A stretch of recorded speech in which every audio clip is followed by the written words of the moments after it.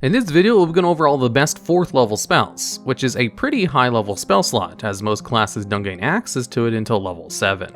And at number 10, we have Vitriolic Sphere, as well as some other damage dealing 4th level spells.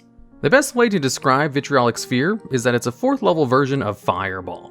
It deals the most amount of AoE damage in one burst, it has the exact same range and radius as Fireball, and the only difference being that it deals acid damage instead of fire, which is much less resisted, and it doesn't do all of its damage at once, as it leaves a little AoE dot on every one hit, which deals the rest of the damage on their next turn. So the initial damage of Vitriolic Sphere is slightly less than the initial damage of Fireball, at only 25 damage on average per target hit, compared to Fireball's 28 damage.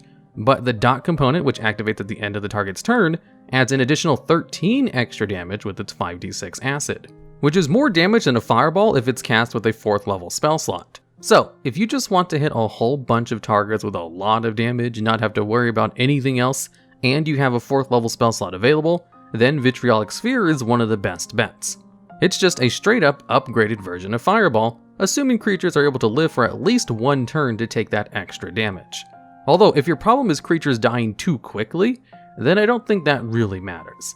However, when it comes to the AoE damage for 4th level spells, there are a lot of other spells which can potentially do a lot more damage, since most of them spread their damage out over long concentrations. So if you have some way to control a group of enemies in order to keep them in place, then Sickening Radiance is one of the best AoEs you can use at the 4th level, as it deals 22 damage on average every turn, so after 2 turns it deals more damage than a single Vitriolic Sphere.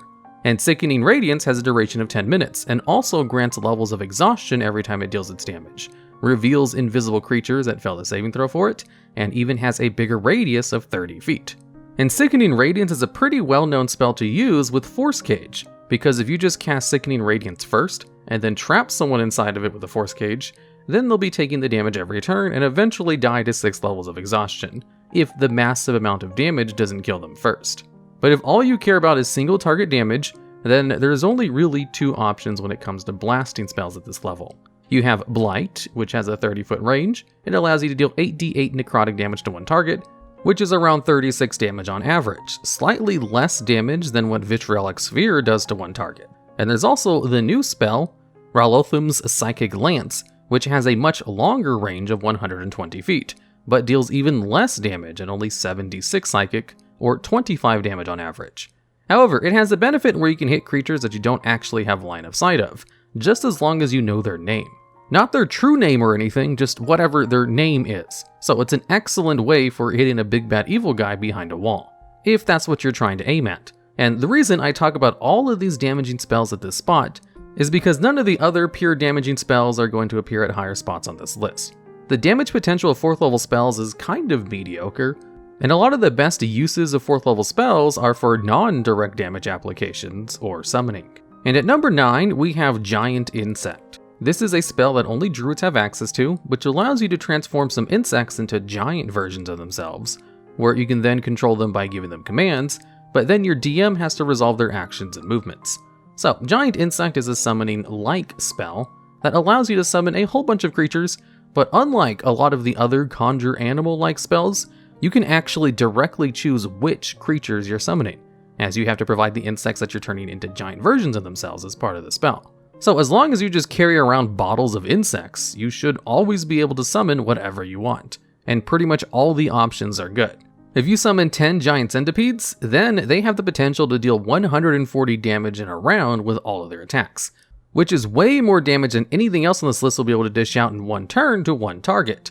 Although, this is purely theoretical damage. When you're at level 7, giant centipedes are not going to be hitting most of their attacks, and most things they're attacking will probably be immune to poison, or have some kind of AoE to take out all of the low health centipedes you summon. So it's not the best option, but it is a high damaging potential one. The 3 spiders you can summon are really good for crowd control with their webs, the 5 wasps are good for attacking flying enemies, and the scorpion has blind sight and is one of the hardest hitting CR3 creatures in the game. Now technically there are quite a bit of summoning spells at the 4th level, including the really overpowered one called Conjure Woodland Beings. Although the reason I have Giant Insect over a lot of those Conjure ones is just because you can control what you actually summon, and the options are actually pretty good too. Whereas with Conjure Woodland Beans, the best thing you can summon is 8 pixies, who can polymorph your entire party into T-Rexes, although by rules as written, your DM is the one who chooses what you summon with those spells, so they can just not allow you to summon pixies, and it's perfectly within the rules of how the spell works. That's why the control of giant insects is really nice. But if your DM does allow you to pick whatever you want to summon for your conjure spells, then Conjure Woodland Beans is better and kind of overpowered even with that pixie combo. And at number 8, we have Summon Aberration. This is a spell from Tasha's Cauldron of Everything that allows you to summon an aberrant spirit, which can take one of 3 forms that you choose. You can pick a Beholderkin, which is a flying ranged attacker, a Salad, which is a frontline bruiser, or a Star Spawn, which is also a melee fighter, but has some AoE damage. Out of all 3 options to summon, pretty much all 3 of them are useful in different situations. The Beholderkin is pretty useful in more situations, since it has a ranged attack that deals psychic damage, which you can use 2 times at the 4th level, or 3 times if you cast it with the 6th level spell slot. And since it can also fly and hover, it's basically a flying machine gun. The Slad is a pretty nice frontline bruiser, as it technically has the hardest hitting attacks with its multi-attack, but its damage is purely physical in nature. So if you're fighting against creatures that have resistances to non-magic weapon damage, then it's going to deal less damage than the other 2 options. It does also heal for 5 health every turn though, so it has quite the staying power when compared to the other 2 summons. And lastly, the Star Spawn deals psychic damage with its melee attacks and has an aura that deals AoE damage, although since it's not as tanky as the Salad, nor does it have a regeneration trait, it's most likely going to die pretty quickly if you do send it into melee in order to make use of its AoE aura. Even then, all 3 options are good. The Beholderkin's ranged attacks are probably the best of both situations, and you get to keep the summon for a full hour or until it dies, so you might be able to have the thing for an entire dungeon, and having the option of a ranged attacker is pretty rare for spells that summon creatures. So it's much easier to position the Beholderkin than a lot of the other singular summon spells. Especially when compared to something like Summon Greater Demon, where it just brings out a CR5 demon that goes hog wild, and you have a very high chance of losing control of the creature before its duration is finished naturally. Plus, the DM can choose to summon a lower CR demon since the spell doesn't let you pick the CR level like most summon spells do.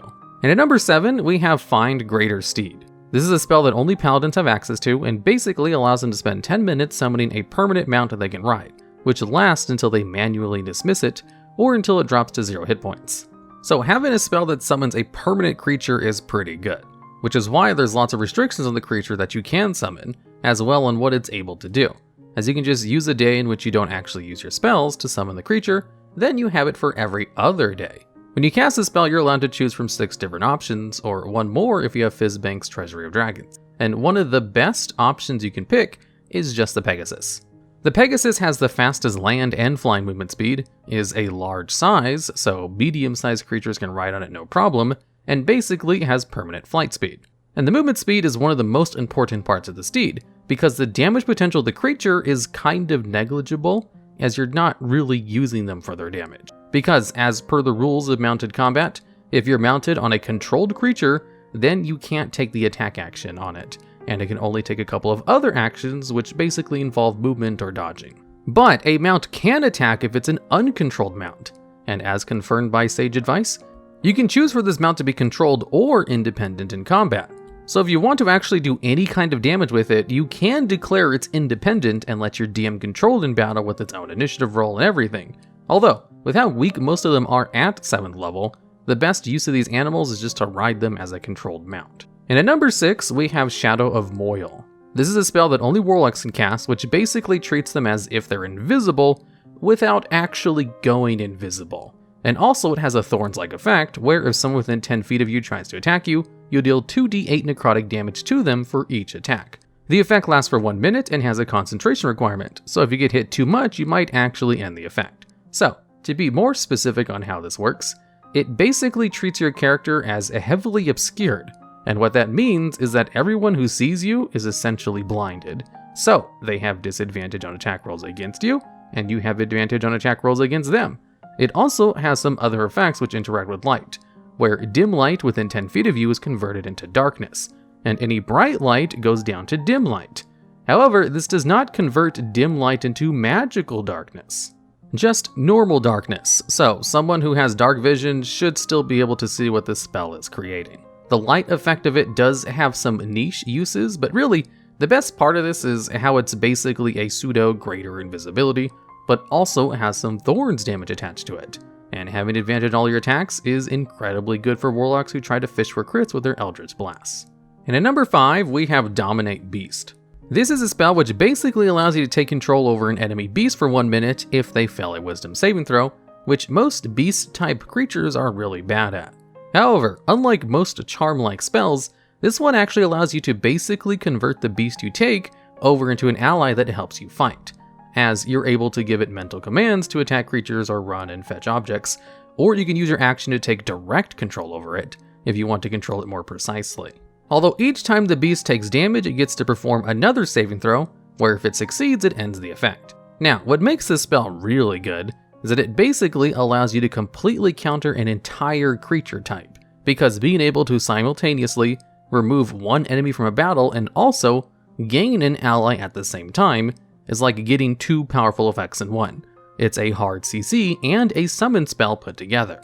Although if you're in a game where you know you're never going to go against any beast, obviously it's not that useful. It's just incredibly useful if you do run into beast-type creatures, which is a pretty common type to run against. And at number 4, we have Dimension Door. This is a teleportation spell which allows you to teleport to a place that's within 500 feet, at a spot that you can see, one that you can visualize, or one that you just kind of give distance and directions to, like 200 feet straight downwards or 5 feet through a door, etc, etc. Just as long as you don't teleport inside an object or creature, where you'll then take some force damage and the spell will fail. And the generous range of this 500 feet basically means Dimension Door is simultaneously a great escape tool, a gap closer, or a sequence breaking tool by just teleporting through walls. And you get to do all of this while taking a friend with you, as it allows you to bring one other creature just as long as you and the other creature are only holding enough weight that you're able to carry with your carrying capacity. Dimension Door can kind of break the game if you're creative with it, by just allowing you to completely skip things or get away from almost any battle, because if you're underground in a dungeon fighting a monster and things are going south, you can have Dimension Door teleport you roughly 300 feet directly in the air and you'll be right outside. Or if you're in a room where you have to navigate traps in order to get to a destination that you know about, you can use Dimension Door to immediately go to that spot without having to deal with any traps or creatures. Dimension Door is one of the ultimate tools you can use if you have some kind of scouting tool, like a Find Familiar or Arcane Eye, because you can just teleport yourself and one other person directly to whatever location that you know about, as long as you're within 500 feet of it, of course. And teleportation is always just very strong in D&D, and Dimension Door is definitely a pretty good one that a lot of spellcasters have access to. And at number 3, we have Banishment. Banishment is a hard crowd control effect, where if the target creature fails a charisma saving throw, they get banished to another plane of existence for 1 minute.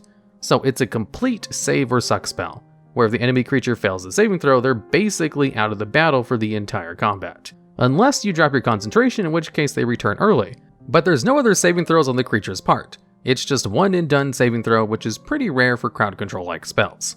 There is another spell like this in the 4th level range, like Otilik's Resilient Sphere, which does something similar and will lock someone inside a little ball for 1 minute. However, what makes Banishment better is the extra effect it has, where if the target is not native to the plane of existence you're currently on, then it gets sent back to whatever its native plane is, and then stays there if the concentration lasts for the full minute. And in an average game of D&D, pretty much all elementals, demons, devils, and celestials are from different planes of existence. So if you're facing off against a group of a whole bunch of fire elementals, then it's possible to just completely win the encounter with a single cast of Banishment. Because another advantage it has over Resilient Sphere is that it can target one additional creature for each higher level spell slot you use to cast it. So if you use a 6th level spell slot, for example, you can banish up to 3 creatures. So against certain kinds of enemies, you can just instantly remove them from the battle permanently, which is definitely one of the strongest abilities you can have from a spellcast. And it's because of abilities like Banishment that most boss monsters have advantage in all saving throws, and then legendary resistances in order to make sure they're not instantly defeated by a cast of Banishment, or other instant win-like effects. And at number 2, we have Greater Invisibility. This is a very simple spell which simply allows you to turn a creature invisible for up to 1 minute, and the creature stays invisible for that full minute, or until you lose concentration on the spell, which is a distinction that's important because There is also a second level spell called Invisibility, which also allows you to turn creatures invisible. However, that one breaks as soon as you attack or cast a spell. And Greater Invisibility is just a more combat-focused form of invisibility, which is an excellent buff to cast on any kind of character that relies primarily on attack rolls for their damage. Like a warlock who uses lots of Eldritch Blast, a character which has a great weapon master or sharpshooter, or a rogue who can get sneak attack easily, as invisibility gives you advantage on all of your attacks, and also disadvantage on all attacks against you. It also makes it so your opponent can't target you with spells which require them to target a creature that they can see, so it's also a good spell to cast on a spellcaster who's trying to avoid a counter spell. So there's hardly a bad target in order to cast Greater Invisibility on, as it's useful in pretty much every battle situation, on pretty much everyone in the party, and even has uses outside of combat too, because of just how useful invisibility is.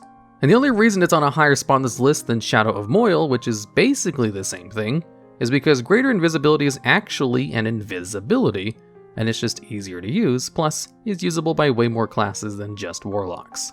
And at number 1, we have Polymorph. This is a spell which allows you to transform a creature into a beast that has a challenge rating equal to its level.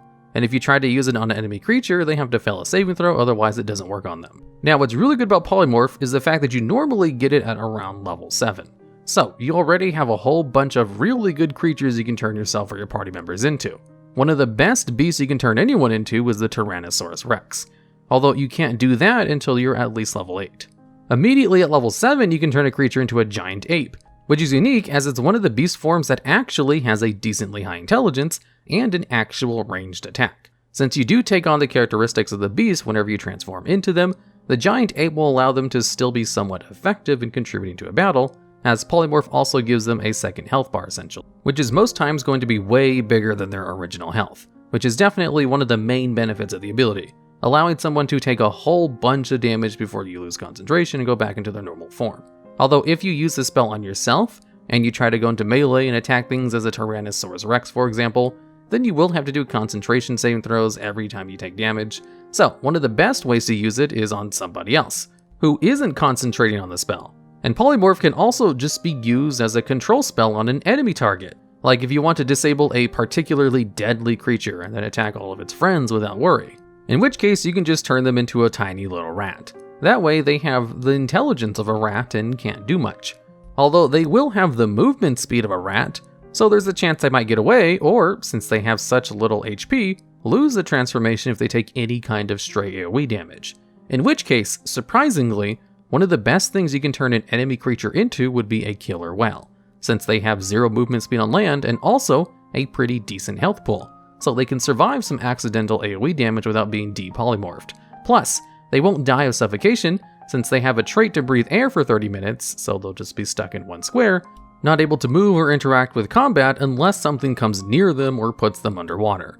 Polymorph is just a really good spell for both of its applications, even if it's more useful to turn a party member into a giant ape or a Tyrannosaurus Rex. In fact, it's so good that warlocks even have an invocation that simply allows them to use the spell once, and even requires them to use a spell slot, and it's considered one of their better invocations. The only downside to Polymorph is that it's so good that you might feel like you need to use it all the time, and you might not have as much fun playing as a giant ape as you would just playing your normal class. Alright, and that's the list. If you think there's any other 4th level spells that should have definitely been in this video that I may have missed, or have ideas for future videos just like this one, I'd love to hear about them down in the comments.